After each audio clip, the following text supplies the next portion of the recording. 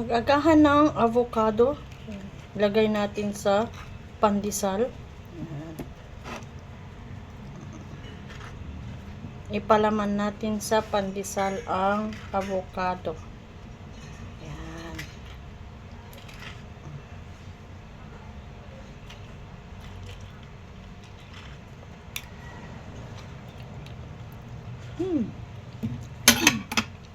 Yummy.